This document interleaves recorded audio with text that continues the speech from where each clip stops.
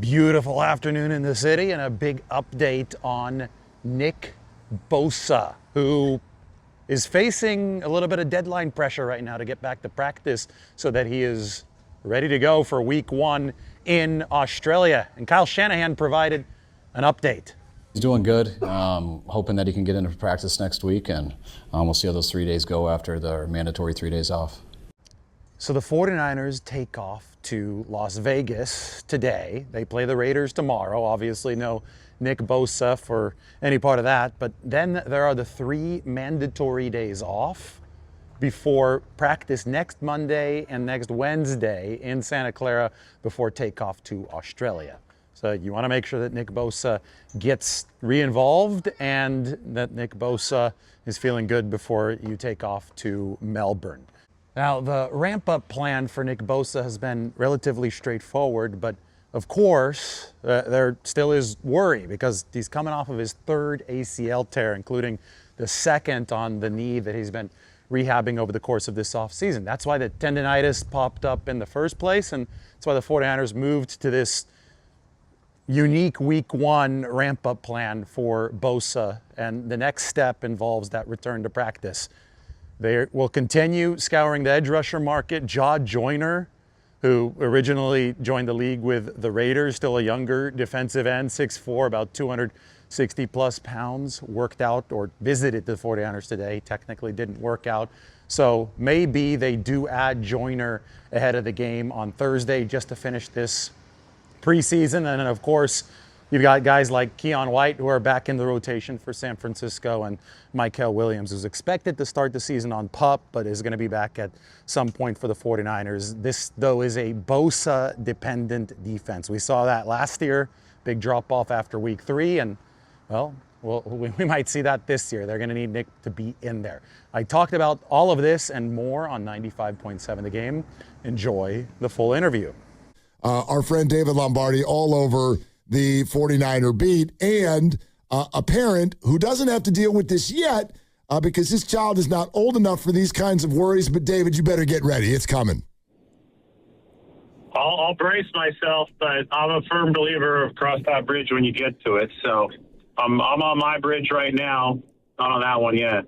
Well, that's kind of like the 49ers, isn't it? I mean, isn't that essentially what Kyle Shanahan says about these injuries? Like, a lot of guys were missing practice today. At the same time, very few of them are currently slated as not available for 2 Thursdays from now. So do you believe that the 49ers are, quote unquote, very injured, or do you believe the opposite, that they're actually kind of relatively healthy right now? Yeah, I think it's probably somewhere in the middle, but that's football. That's the nature of the sport. I think that 49ers fans and the media surrounding the 49ers has this PTSD from last year when, yes, they were very injured, especially amongst the star players. And we talked about it a bit on the practice field today. It was good to see you out there.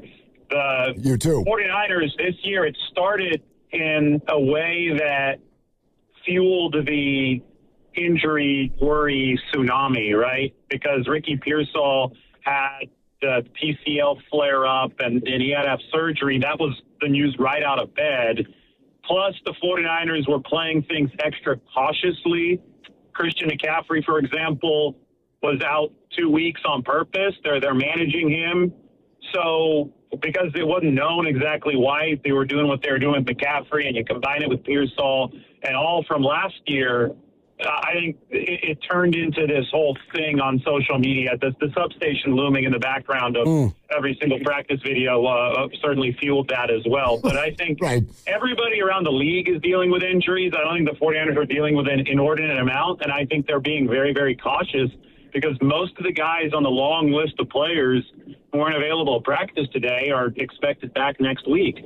Among them, expected back next week, what is your read on Bosa and Kittle as far as their ability to make it back next week? Bosa is a really, really unique circumstance because he's torn his ACL 3 times. This one was the 2nd on the same knee. So the tendonitis flared up. They are ramping him up in hopes for week 1. And he goes into a different bucket than everyone else just because it is such an exceptional circumstance and because he is Nick Bosa. Kyle Shanahan today said that he hopes he's back on the practice field next week, which would be, essentially 2 weeks ahead of the season opener against the Rams, and then they'll get on the flight to Australia, and the 49ers hope that the season will go well. It's obviously a worry. Like, you can't just say with a straight face that a guy who's torn his ACL 3 times does not give you worry of another knee injury or another complication. It's obviously a worry, but the fact that he hadn't been at practice over the course of the last 2 weeks is not the root cause of that worry, right? And they're hoping to bring him back here over the course of the next 2 weeks of practice so he's ready for week 1. On the front of Kittle, I mean, that's turning into a borderline miraculous recovery. I mean, he might only miss 1 game. If he's back week 1, he'll have only missed 1 game against the Seattle Seahawks in the playoffs. So that's an Achilles, and he's back out on the practice field now. David Lombardi with us here, Willard and Dibs, 95.7 The Game. Can we get into the roster weeds with you? I'd love to do this. Let's start with left guard. How do you handicap that race right now? Well, Carver Willis has been taking the starter reps for the 49ers. That's the rookie out of Washington. I think back, though, to what Chris Furster initially said about this race in spring. He said, I'm not sure if one person's going to win this job. I think the 49ers were already ready for a platoon, which they ran last year at left guard way back in spring. The early leader on the outside seemed to be Connor Colby, but he definitely hasn't been the leader as of late. Robert Jones took over those first-team duties for the 49ers, but he got hurt. However, he's one of the players whom they're expecting back next week. And I think that an outside surprise here, but one that we need to consider, is Austin Pleasance, who's also supposed to be back at practice next week. He started in place of Trent Williams at left tackle, but you saw Pleasance playing some guard in the last preseason game, and he was also there in practice before that game against the Chargers. So that's 4 options for the 49ers. I'm not saying they're going to run a 4-man platoon, but I wouldn't be shocked if you saw multiple guys rotate through during the regular season. Now, obviously, you want to narrow this down, and ultimately you want to settle on somebody. But I will say, and I said this last year when they ran a platoon, if you don't have a clear winner, it's not the worst thing in the world to run multiple guys out there, because defensive linemen rotate, and they stay fresh because of it. So you can actually maintain a level of freshness from your offensive linemen if you have 2 guys you think are about equal. I'm not saying that this isn't a position of worry for the 49ers. It absolutely is. But I wouldn't act like a platoon if that's what they end up going to, is something that's completely, unprecedented. And Bill Walsh even platooned offensive linemen back in the day. So maybe we're heading in that direction. Are any of those guys you mentioned of the 4-man rotation, are any of them at risk in not making the roster at all? I think that somebody like Connor Colby, here's the thing. The roster has only 53 spots on it, and they're going to have to be creative to keep all the guys they want to in the building. So they're going to run a lot of injury maneuvers, and we're going to be talking about the PUP list, and we're going to be talking about IR return designations and all this and all that. Bottom line is that you can't carry everybody that you want to carry every year. And if you do not assert yourself as a starter at a particular position on the offensive line, so Connor Colby is an example here. I don't think he's asserted himself as the de facto starter yet at left guard. What teams will do is they'll audition you at other positions that you can play, such as right guard, to see if you have any backup utility. Because if you're not one of the starters, you almost have to be able to play multiple positions, because you can't just be a backup at one spot. There just isn't enough roster room for that. So, for example, that's why I brought Colby into the mix. If they don't feel that he's one of their 2 best left guards, then he probably doesn't make the roster. Maybe he follows the Colton McKivitz path and he re-signs the practice squad, and that would be a great path to follow, because Colton McKivitz turned into a productive starter. But I think there's a solid chance that somebody like that doesn't make this 53-man, but does stay in the building. David, there's a couple of undrafted guys I want to ask you about who I know have popped a little bit in camp, and I want to see if you think they're either going to make the team or get protected on the practice squad. Let's start with the defensive line and James Thompson Jr.? What do you think they're going to do with him? I think he's making the team. I think that he is well more advanced than anybody really anticipated coming out of Illinois, undrafted free agent.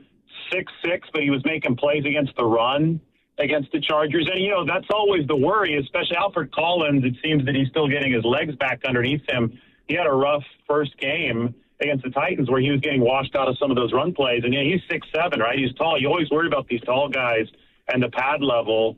And I think that James Thompson has really, really acclimated to the NFL quickly. And he also has pass rushing juice. So I would expect James Thompson to make this 53-man roster. And then what do they do with Larry Worth III? Let everybody know what you know about him and what you think the plan is. Well, all the hype is on Jaden Duggar, but Larry Worth is a similar player. He was a safety at Arkansas.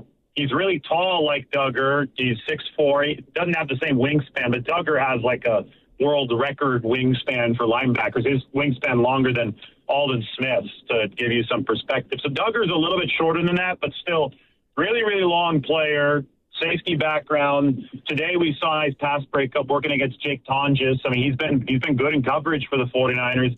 So I think that he and Duggar kind of go together as the prototypes for the fever back position that Raheem Morris is trying to implement. That super versatile position that can rush the passer, that can cover, that can play stack linebacker. I think in all likelihood, if you look at roster numbers, somebody like Duggar makes the 53 and Worth, the 49ers really want to keep around and probably will be able to on the practice squad.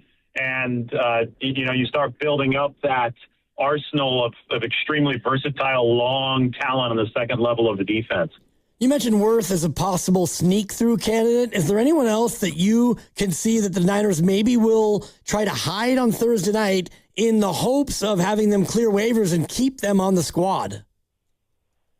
Oh, man, I would have to pop open my roster and just look. I'm thinking through different positions, and you talk about some of the rookies. I think, most of these draftees probably going to make the team for San Francisco. The thing about this is that they have a lot of guys right now, as we discussed, with relatively minor injuries. So it's really, really hard to predict and project exactly what the initial 53 is going to look like. Again, I have to emphasize it's just the initial 53. That thing is going to change so many times over the course of this season, but they're going to be running a lot of injury maneuvers. Just be ready for this, okay? Just be ready. Here's one thing, like as far as sneaking guys through, I think Isaac Guerrero right now, they thought he was going to be ready near the start of training camp. For all I know, he's ready to go coming off the torn pectoral muscle, but keeping him on PUP right now has big advantages for the 49ers because if he stays there, then he doesn't take up a 53-man roster spot and can start practicing due to the new rules by week 3. He can't return until week 5, but still you could see how keeping Guerrero and Michael Williams on PUP, and especially Guerrero, even though he might be healthy right now, allows the 49ers to buy more roster spots and therefore protect more players from waivers. You're listening to 95.7 The Game, KGMZ FM and HD1 San Francisco and Odyssey Sports Station in the home of the Golden State Warriors and Valkyries. Always live on the free Odyssey app and coming to you live from the Laughing Monk Studios. Football coverage on 95.7 The Game is presented by Xfinity. Score the most reliable Wi-Fi, one price, 5 years guaranteed. Xfinity, imagine that. We're talking with our friend David Lombardi, SF Standard, on the Niners here on Willard and Dibs. Okay, David, is Dejon Stribling a starter? Of course. I mean, he's not even partaking in special team stuff at practice anymore. That's the period 2 luxury given to superstars. I mean, Fred Warner, Mike Evans in the receiver room, George Kittle, all those guys on the 49ers go off to do special team stuff in period 2. The superstars, McCaffrey being another one, they just go do whatever they want in period 2. Usually they're just doing really position-specific stuff with their position coach, one-on-one work. Stribling's already doing that in practice. Wow. So, I mean, he's obviously a starter. I think he clearly is on a star track, not a starter track, a star track for the 49ers. But we'll see. I mean, it still has to get real, but they love everything they've seen so far from him. And I wonder about, like, Jacob Cowing. Did he ostensibly make the team based on one preseason punt return, or do you think he was already trending in that direction? Well, listen, Cowing has electric speed and electric burst. Plus, in his case, his stature, I think, helps him for that particular job for punt returner because, he's shorter. He's 5'9", and there's real short area quickness there. So he did it a lot in college, and I think he entered this camp as the favorite to be the 49ers punt returner just because of his explosiveness and because of his experience at that position. Now, then came the complicating factors. I mean, and the first of which was rooted in last year. He went to hell and back. He tore his hamstring 4 times last year, so he was unable to play. So the 49ers had to see him get healthy and stay healthy, and that actually has been a challenge here over this training camp. So some doubt really, I think, started to creep in with everybody, but with the coaching staff especially. So when he returned that punt, 83 yards for a touchdown, I think what it did was quiet a lot of the doubt. And it reminded the 49ers, if they needed a reminder, of why you believed in this guy, because you saw that explosiveness and the punt return ability right on display over there at SoFi Stadium. So it was a big moment for sure for Jacob Cowing, and his teammates were really, really happy for him. David, keeping it in the wide receiver room with one more, because you said Nick Bosa is kind of a completely separate issue. For example, when Christian McCaffrey misses a bunch of time with air quotes tightness, and then we find out later, this was actually just kind of the plan. Is the same thing going on with Mike Evans? Does he have a groin and a quad and an ankle, or is this load management? I think it's load management. I'm sure there's a little bit going on there, but I mean, it's football. That's the thing.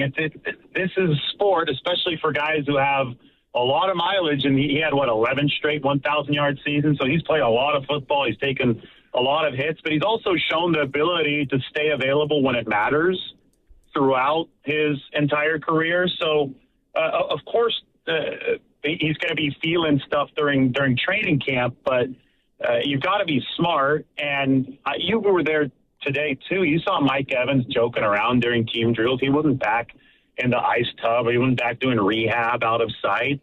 He was walking around just fine. I still remember he was limping off the practice field last week in L.A., and then a couple days later, I saw Mike Evans just fine at practice back in Santa Clara, catching some big passes from Brock Purdy. This is going to be, I predict, a continuous cycle over the course of this year. Mike Evans might be a little bit hobbled. People are going to freak out. But then when the money's down and he has to deliver, he's going to be out there. He's going to be playing. That's been the story of Mike Evans' career, especially the later portions of it, and he's still been a productive player. So as long as you can avoid the big serious injuries, and I know last year was the year where those finally derailed his streak, but if you can go back to the 11 years before that where you avoid those serious injuries, this guy's going to find a way to be out on the field when it matters. And that's the same story with McCaffrey, avoiding those serious injuries. And David, I was looking at the last 2 healthy years, and when he's on the field, he gets a target or a touch nearly 50%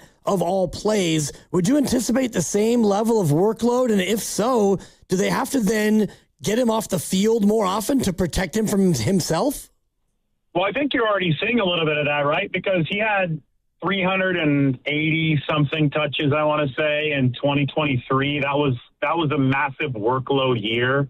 And then the Achilles tendonitis popped up in 2024 and derailed that season. So 2025 was a 413 touch year for McCaffrey. So it was even more of a workload than 2023. So you could see the danger of the pattern here, right? Coming off of the heavy workload year, they didn't want this to turn into 2024 again. So the whole 15-day absence from practice at training camp was all part of the plan to back off on the workload. Now, will they also be able to back off on the workload within the actual game? Well, I think so. I think they've tried to set it up for that. I think that Kalen Black has looked really good for the 49ers. They used the 3rd-round pick on him. Jordan James is back at practice now.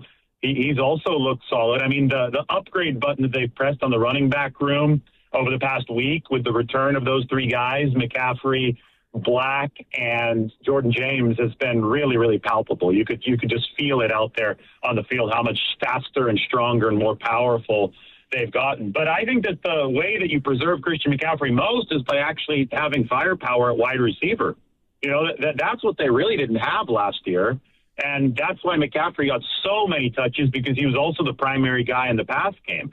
So Mike Evans, Dejon Stribling, you know, the Jordan Watkins, you can talk about emergence of other players in that room. That's what's going to allow you to space the field and I think take some pressure off of Christian McCaffrey on top of the obvious depth addition at running back.